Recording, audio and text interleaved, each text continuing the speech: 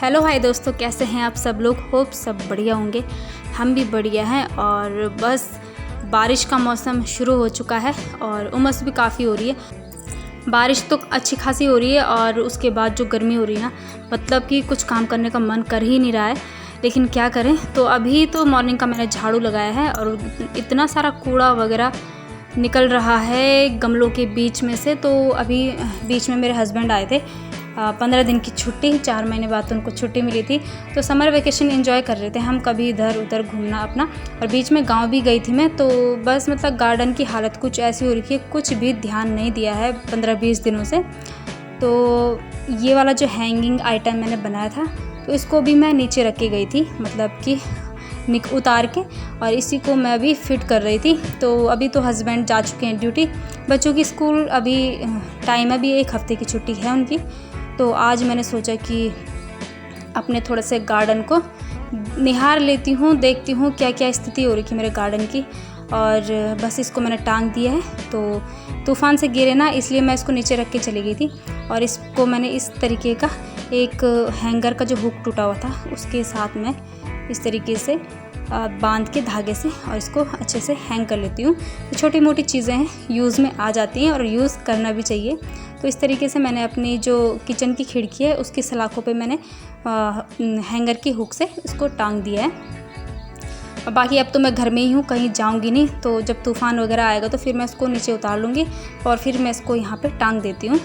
तो एक दिन ये तूफ़ान से गिरा था, उस दिन भी हम कहीं घूमने गए थे और घर में आई तो मैं ये बहुत बुरी तरीके से गिरा था। और इसके नीचे जो ये गमला था ना, इसको भी इसने तोड़ दिया था और खुद के प्लांट भी, मतलब इसका प्लांट भी टूट गया। मुझे तो याद भी नहीं इसमें प्लांट कौन सा था। तो ऐसे ही मैंने इसमें जड़ प्लांट लगा रखा है। और इधर भी इसने एक प्लांट भी तोड़ दिया था इसने। तो ये देखिए कुछ ऐसा टूटा है और बहुत सारी घास हो रखी है गमलों में। तो बिल्कुल 15-20 दिन हो गए हैं, मैंने बिल्कुल गार्डन में ध्यान दिया नहीं है। और बरसात में तो इतनी जल्दी जल्दी बढ़ती है घास वगैरह। तो सोचा कि आज गार्डन से रिलेटेड ही वीडियो शूट कर लेते हैं। और बाकी 2 दिन तो मुझे घर की सफाई करने में ही लग गए। अगर कहीं जाओ 1-2 दिन के लिए भी तो घर काफ़ी वैसा हो जाता है। तो 2 दिन रहे हम गांव में, ज़्यादा नहीं। तो ये देखिए तूफ़ान से कुछ ऐसे हो रखे हैं प्लांट, और गार्डन की हालत भी कुछ इस तरीके की है। कुछ फूल खिल रहे हैं और कुछ का टाइम अब आने वाला है, जैसे कि गुलदाउदी वगैरह हो गया। तो गुलदाउदी भी मुझे ट्रांसप्लांट करनी है और कुछ में फ्लावरिंग होना स्टार्ट हो गई है। ये बिल्कुल डेड पड़ा हुआ था कुछ महीनों से, अभी इसमें फूल लगना शुरू हो गए हैं काफ़ी अच्छे अच्छे। तो चलो देखते हैं क्या क्या मैं करती हूँ, गुड़ाई निराई और क्या मैं प्लांट लगाती हूँ।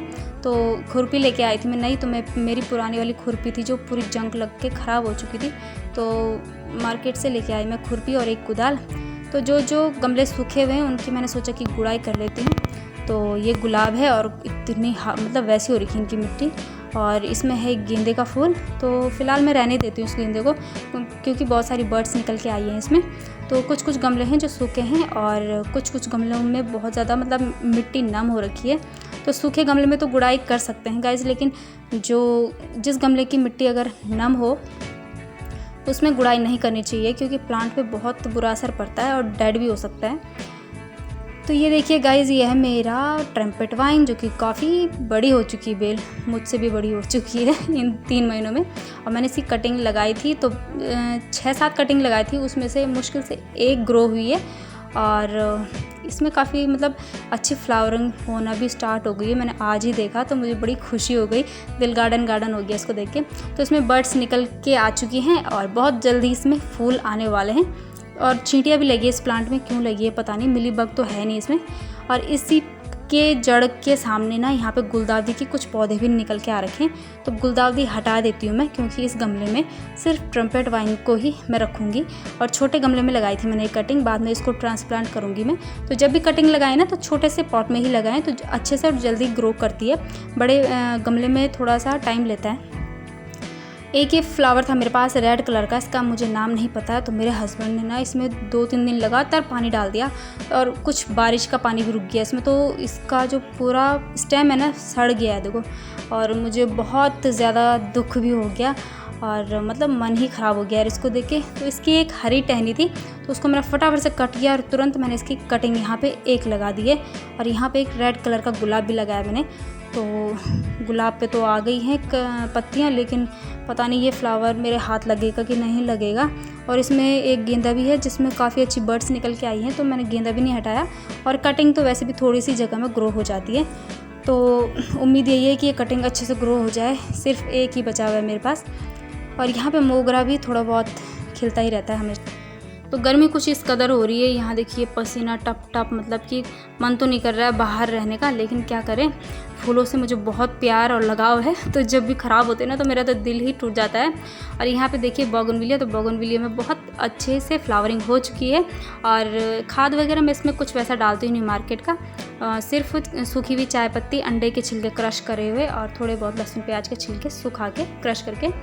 यहाँ पे जो कलंचोए था इसकी मैंने कटिंग करनी थी, लेकिन बस इन 15-20 दिनों में ना कटिंग से पहले इसमें फ्लावरिंग हो चुकी है। तो चलो अब फ्लावर आ गए हैं तो अब क्या कटिंग करनी है। एक ये पड़ा हुआ है, इसमें तो फ्लावर नहीं है लेकिन इसमें फ्लावर आ गए, तो चलो अच्छी बात है, फ्लावर तो चाहिए। और इस गमले में भी ना एक गेंदे का ऐसे ही बस लगा दिया था मैंने कि खाली पड़े हुए गमले, तो ये भी सूख रखा है, काफ़ी उमस वाली गर्मी हो रही है ना। और बस आंगन कुछ ऐसा है, मेरे हस्बैंड ने तितर बितर करे हुए गमले। और इस बार बहुत ज़्यादा मिली बग अटैक हुआ है मेरे पूरे गार्डन में। लगभग टमाटर, दोनों टाइप के टमाटर, घर के देसी और गुलदावदी और गेंदे पे बहुत ज़्यादा। लेकिन मैं बस मारती रहती हूँ, एक डंडी पकड़ी और उससे पिचका पिचका के। और भिंडियों में भी लगे थे तो वो मैं हटाती रहती हूँ, तो दवाई तो मैं डालती नहीं हूँ, बस अपने से ही मार देती हूँ उनको, तो ठीक है मतलब। तो ये देखिए मेरी बेल है ये तोरी की, तो अभी तक इसने ना छत पे पूरा फैल जाना था, लेकिन एक दिन बंदर आया और बंदर ने तोरी तोड़ी इसकी, और वो जो बेल ऊपर जा रही थी उसको पूरा नीचे की तरफ ऐसे खींच लिया। और अभी मैंने इस पर ये वो लगा रखी है प्लास्टिक वाली वायर, जो हमारा सामान आया था ना परसों, फ्रिज और कूलर, उस पर था ही बंधा हुआ, तो उसको भी मैंने यूज़ कर लिया है कुछ नहीं छोड़ती मैं, तो उसी को लटका रखा मैंने, उसी पे लटक के ऊपर चली जाएगी बेल, देखते हैं। तो यहाँ पे कुछ कुछ भिंडी के पौधे हैं 7-8, और काफ़ी अच्छी ग्रोथ हो रही है इन पे, मतलब बहुत सारी भिंडियाँ लग रही हैं। और मिली बग भी लगा है, तो मैं रोज़ इनकी सफाई करती रहती हूँ। इधर कुछ मिर्च के पौधे हैं जो पुराने थे, इनकी कटिंग करी थी मैंने, तो इनमें फ्लावरिंग होना स्टार्ट हो गई है। करेला है, पपीता है, पपीता भी पता नहीं बंदर कब तोड़ के खा जाएगा, पत्ते ही खा जाता है यार पपीते के तो। और इधर नींबू है, तो नींबू में भी पता नहीं कब ये नींबू देगा, शायद अगले साल से देना स्टार्ट करेगा, टाइम लगता है नींबू को तो खैर। इधर जो हमारा ये वाला फ्लावर था पिटोनिया, बस इसकी भी हो चुकी है मियाद पूरी, और इसको मैं जड़ से नहीं निकालूंगी, सिर्फ इसके ऊपर की पूरी टहनियाँ कट कर दूंगी। और यहाँ पे पर्सलिन है, तो पर्सलिन शाम के टाइम पे ऐसे इसकी पत्तियाँ ऐसे कुछ क्लोज हो जाती हैं। और इसमें एक गेंदा भी है, तो इस गेंदे को मैं उखाड़ के फेंक दूंगी, क्योंकि गेंदे को काफ़ी जगह चाहिए होती है, इसकी जड़ें जो है काफ़ी फैलती हैं, छोटे गमले में तो होता ही नहीं है ढंग से। तो ये है नई कुदाल मेरी, और पुरानी जो कुदाल थी उसको मतलब ढीली हो गई थी, वो टूट गया था, तो नई कुदाल लेके आना पड़ा। तो ये है नई कुदाल, और नई खुरपी लेके आ रखी हूँ मैं।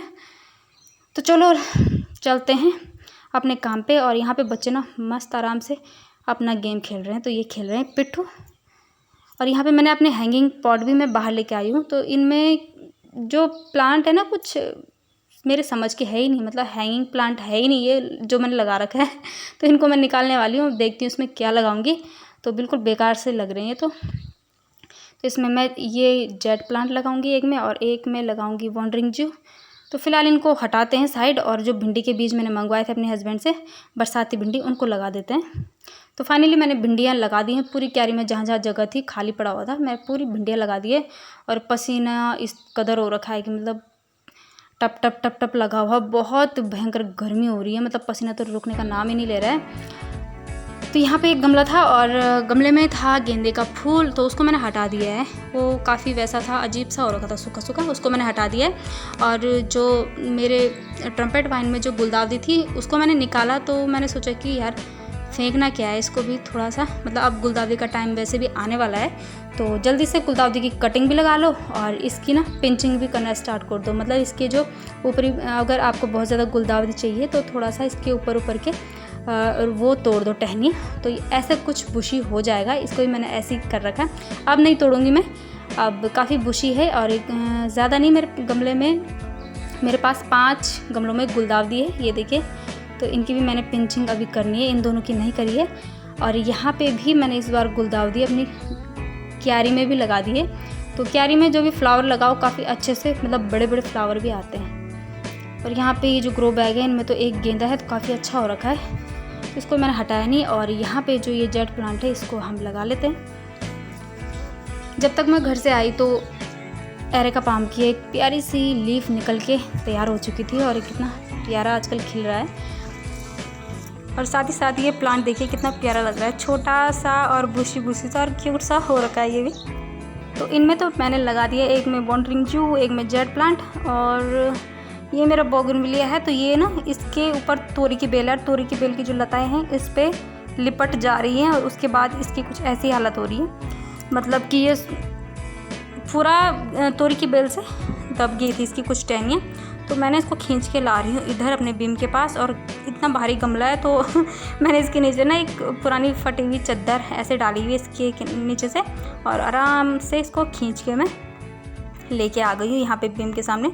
तो प्लास्टिक का कट्टा हो तो उसके ऊपर भी सरका के ले जा सकते हैं, तो मेरे पास प्लास्टिक का कट्टा तो था नहीं, चादर में रखा और फटाफट से टाइल्स में भी स्क्रैच नहीं पड़ता ऐसे में।